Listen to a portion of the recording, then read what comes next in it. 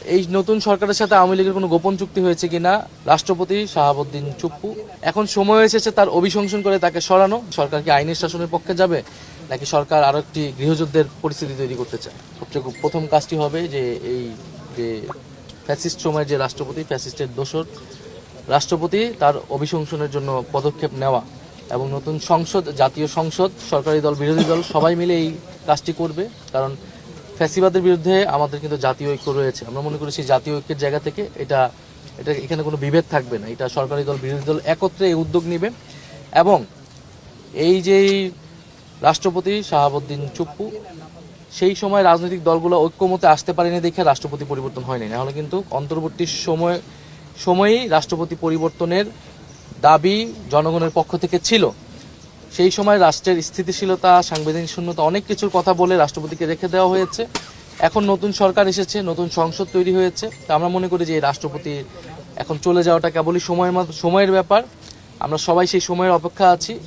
কারণ যে গণহত্যা হয়েছিল, জুলাই গণহত্যা সহ সেই সময় যে নির্মম হত্যাযজ্ঞ হয়েছিল, সেই হত্যাযজ্ঞের সময় কিন্তু রাষ্ট্রপতি রাষ্ট্রের অভিভাবকের দায়িত্ব পালন করেনি।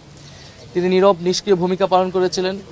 বৈষম্যবিরোধী ছাত্র আন্দোলনের পক্ষ থেকে কিন্তু কোটা সংস্কার দাবি নিয়ে আমরা রাষ্ট্রপতি ভবন পর্যন্ত গিয়েছিলাম, বঙ্গভবন পর্যন্ত গিয়েছিলাম। তার নীরব ভূমিকা, নিষ্ক্রিয়তার কারণে এই গণহত্যা সংঘটিত হয়েছে। ফলে এই গণহত্যার দায়ে তিনিও অভিযুক্ত এবং তার বিরুদ্ধে কিন্তু আর্থিক অনৈতিকতার অভিযোগ রয়েছে এর আগের থেকেই।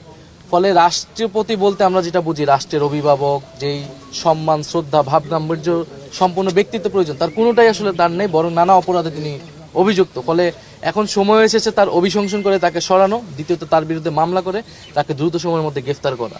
এটা আমরা মনে করি এই নতুন সরকারের অন্যতম দায়িত্ব। এই রাষ্ট্রপতি কিন্তু শহীদ প্রেসিডেন্ট জিয়াউর রহমানের বিরুদ্ধেও আপনার বিরুদ্ধাচরণ করেছে, মানে নেতিবাচক বক্তব্য দিয়েছে, খালেদা জিয়ার বিরুদ্ধে নেতিবাচক বক্তব্য দিয়েছে।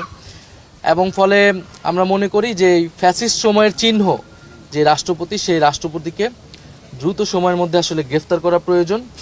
এবং তিনি যেই ধরনের সাক্ষাৎকার দিয়েছেন সেটাও তো আসলে শপথ লঙ্ঘন হয়েছে।